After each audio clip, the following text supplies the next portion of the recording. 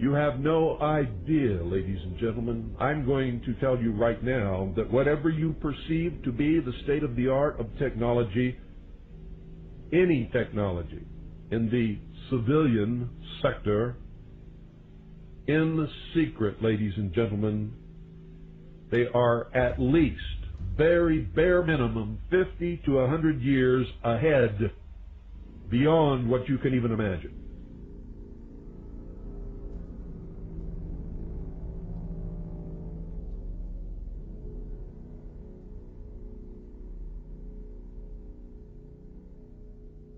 As I was talking to a supervisor at 8:46, we're like chit-chatting, and all of a sudden we hear, boom!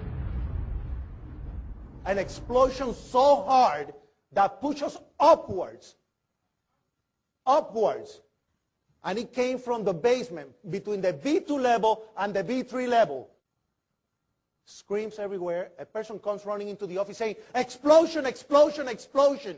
His hands were extended, and his skin was pulled from under his armpits all the way to the top of the fingertips, and it was hanging on both hands.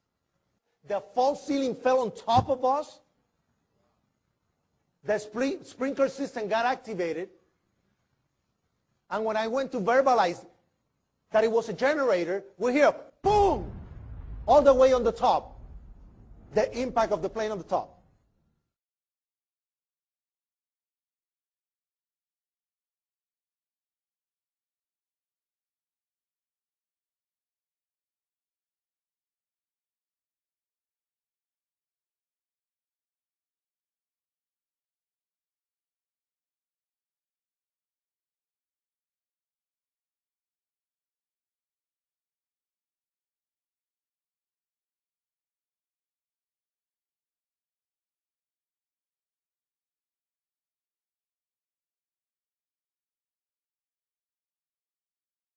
I looked down to my right, and the elevators exploded, something out of like a Bruce Willis Die Hard movie. People just come running out of the elevators, on fire, fireballed.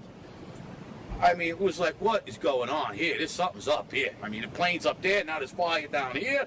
We got down to the lobby, and everything was blown out, exploded, everything was, we were the only ones in the lobby now. We're going, wait a second here. But for every window in the lobby to be exploded, I mean, them windows were like as thick as forget it. They were 2-3-inch glasses, you know, come on. They exploded out of the lobby, you know, something, it wasn't from the jet fuel. No way. The elevators exploded, they were down from the lobby. The lobby was over here. That should never have happened. Something would happen there, and that wasn't. We came down, it looked like a bomb went off in the lobby. There was no fire, it just looked like a bomb went off.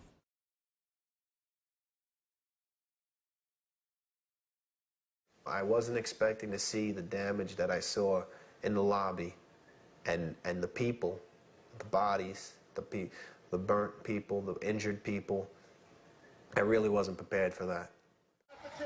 I go in, and I hear screams, and right to my right, there was 2 people on fire, burning.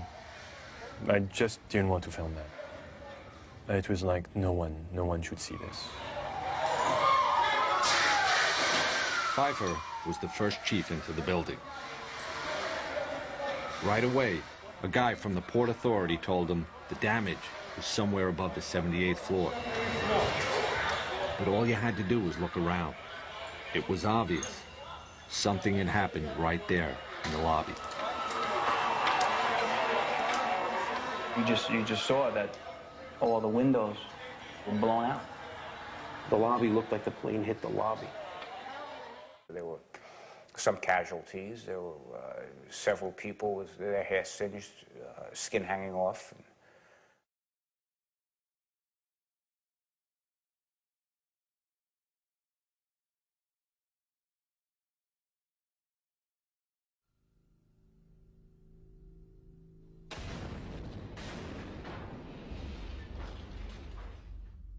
And at that time, we heard a huge explosion. And we immediately dove for the stairs. Get back into the stairs. Let's get back into the stairs, because I had seen what happened in the lobby with the elevator being blown out. I said, if there's another explosion, what I feared, I never in a million years feared those buildings coming down. Never. I did fear secondary explosion or possibly a second plane.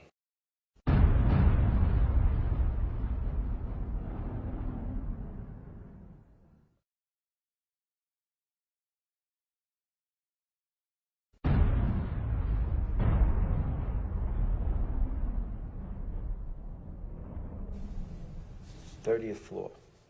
We hear another explosion. We hear somebody on the radio say the 64th floor has come down into the 63rd floor. So we said, okay, that's what it was. The lights went out. We saw some dust, debris coming down from the B and C stairwell. Some of the ceiling panels fell. Just the emergency lights were on.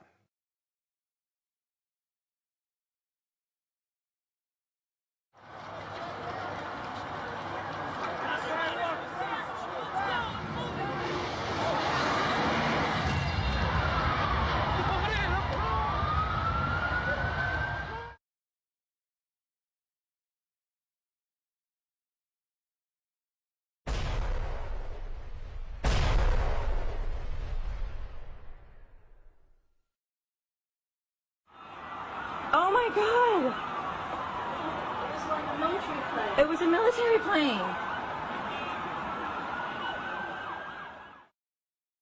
The ball of fire that came flying out of that one was even worse than the first one. And we were standing there and I said, I can't believe this. And sure enough, there it was, another plane. The plane wasn't no airline or anything. It was a twin-engine, big gray plane.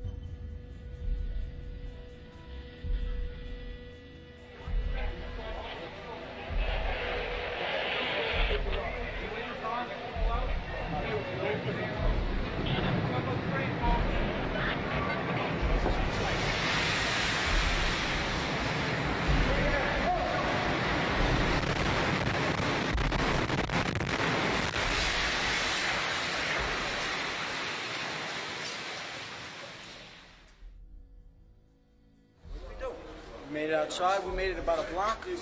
We made it at least two blocks, and we started running. Floor by floor, instead of popping out. It was if they had detonated.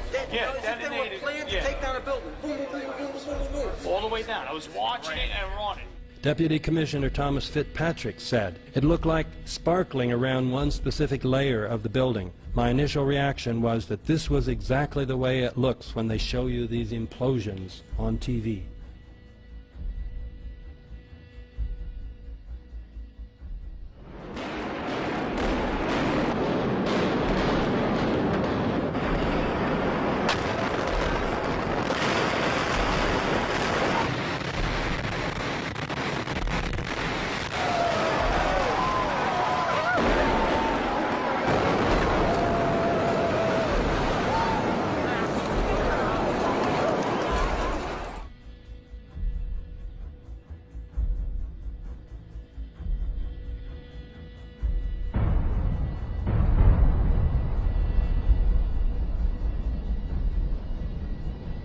A cross-section from the World Trade Center, weighing approximately 300 tons, was embedded in the southeastern corner of the American Express building.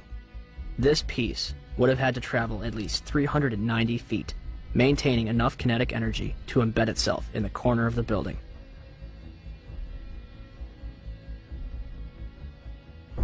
Jetzt bricht im Übrigen der zweite Turm zusammen.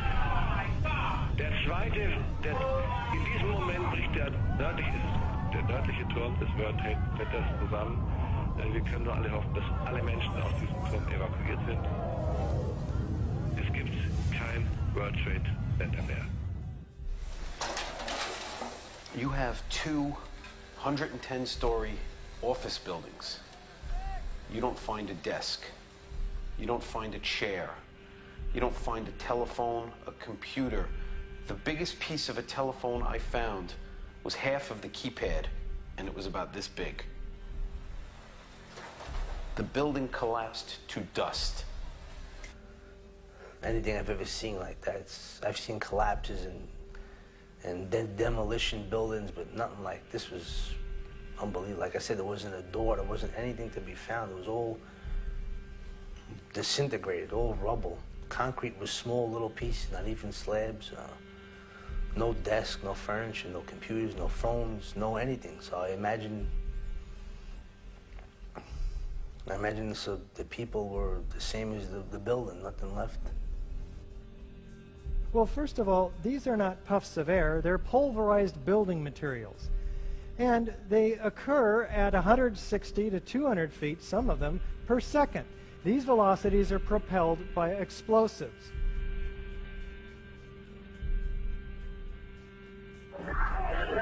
Dispatch, we've just had another explosion. Warren Street because of the secondary explosion. We've got numerous people covered with dust from the secondary explosion. We got another explosion on the tower, 1013. 1013, Darwin 2 has had a major explosion and what appears to be a complete collapse surrounding the entire